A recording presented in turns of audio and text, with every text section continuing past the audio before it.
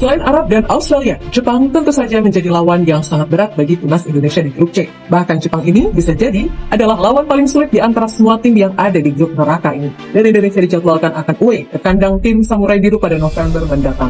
Tentu saja kalau Indonesia bisa tampil full squad termasuk beberapa nama baru yang mudah-mudahan bisa clear tepat waktu, tim Garuda boleh jadi bisa optimis meraih seenggaknya 1 poin dari markas Jepang. Akan tetapi melawan Jepang jelas bukan hal yang seremeh itu, karena kita semua tahu gimana sepak terjang mereka di kawasan Asia. Meskipun begitu, ada satu informasi menarik yang baru-baru ini disampaikan oleh mantan pemain naturalisasi Jepang bernama Wagner Lopez. Pria yang kini menjabat sebagai pelatih PSS Sleman tersebut secara terbuka mengatakan segala hal tentang kelebihan dan kelemahan tim Jepang selama ini, sesuatu yang cukup mengejutkan pihak Jepang.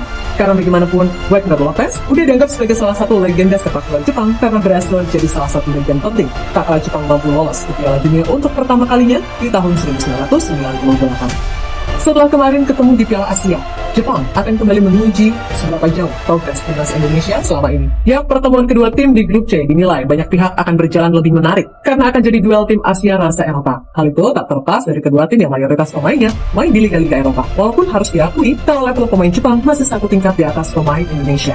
Nah, bagi Indonesia sendiri, Piala Dunia mungkin jadi sebuah kompetisi yang asing karena di era modern tim Garuda belum pernah sekalipun lolos ke putaran final Piala Dunia. Berbeda dengan Jepang yang sudah 7 kali ikut Piala Dunia sejak pertama kali lolos pada tahun 1998 silam di Piala Dunia Prancis. Namun sejauh ini prestasi terbaik Jepang hanya mentok sampai 16 besar. Dan seperti rivalnya Korea Selatan yang pernah mencapai babak semifinal pada edisi 2002. Meskipun begitu, sekali lagi Jepang tetap masih dianggap sebagai salah satu tim elit di Asia sekarang ini.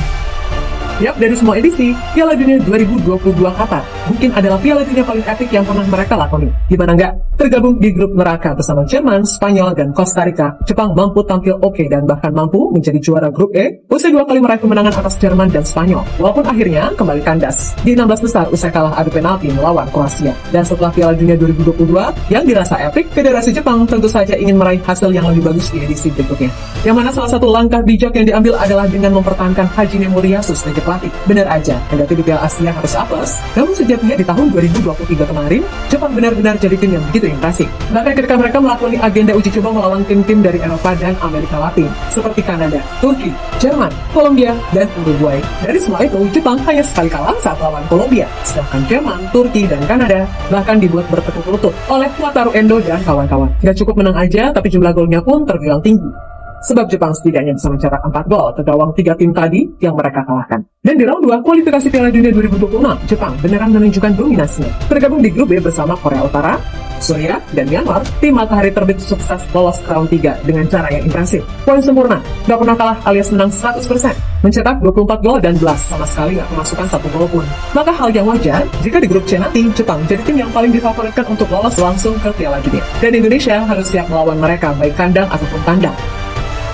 Nah, meskipun dari bahasan tadi, Jepang ini kelihatannya kok kali ya bagi Indonesia, tapi menurut mantan pemain naturalisasi Jepang, Wagner Lopez, Indonesia masih punya peluang untuk mengalahkan tim Samurai Biru. Bahkan menurut pria yang kini melatih PSS Sleman tersebut, Indonesia apapun itu tetap punya kans buat lolos Piala Dunia dan ia pun berharap itu bisa terjadi. Dan yang bikin publik Jepang cukup kaget, gimana bisa pria yang udah dianggap sebagai legenda di sana secara gamblang membocorkan sisi lemah Jepang kepada Indonesia yang notabene adalah lawan negaranya sendiri. FYI aja nih, Wagner Lopez sendiri adalah mantan pemain kelahiran Brazil yang beralih jadi warga negara Jepang pada tahun 1997, di mana ia sudah berkarir sebagai pemain sejak tahun 1987 di sejumlah klub Jepang seperti FC Tokyo, Nagoya Grampus, hingga Kashiwa Reysol. Dan dari semua itu, total ia mampu mengemas 96 gol dari 177 penampilan di level klub. Sedangkan di timnas Jepang sendiri, ia adalah bagian penting dari skuad tim Samurai Biru mencetak sejarah ketika pertama kalinya berhasil lolos ke Piala Dunia pada edisi 1998. Dan di timnas sendiri, ia mencatatkan 21 caps dengan torehan 5 gol. Nah, menurutnya Jepang meskipun dianggap sebagai tim kuat di Asia, punya beberapa kelemahan yang bisa dimanfaatkan Indonesia. Menurut saya, meskipun Jepang memiliki kualitas teknis yang sangat baik, menurut saya itu akan menjadi permainan yang seru. Tetapi saya sangat ingin melihat timnas Indonesia bermain. Dan saya pikir, itu sangat bagus untuk sepak bola jika timnas Indonesia lolos kualifikasi. Mereka hanya memiliki kekurangan dari segi penyelesaian akhir, tapi ada pemain cepat yang sedang bekerja untuk memperbaikinya. Ada banyak pemain yang bermain di Eropa, jadi saya rasa Jepang semakin berkembang. Jepang memiliki banyak evaluasi dalam tubuhnya. Jika kamu bisa mengontrol bola dengan baik, kamu pasti bisa mengontrol untuk melakukan tendangan dengan baik. Anda tidak boleh melakukan kesalahan di lapangan ketika melawan mereka. Ucap pria 55 tahun tersebut dilansir dari Wall Sport. Yap, terlepas dari apapun, benar seperti yang dikatakan oleh Wagner Lopez.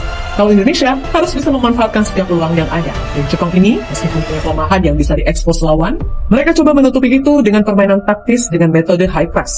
Itulah kenapa kadang-kali goal yang mereka ciptakan berawal dari sebuah kesalahan lawan yang bisa dimanfaatkan.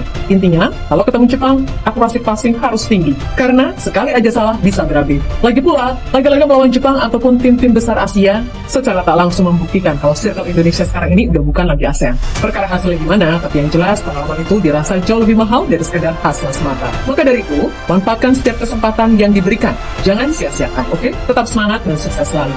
Kita Garuda.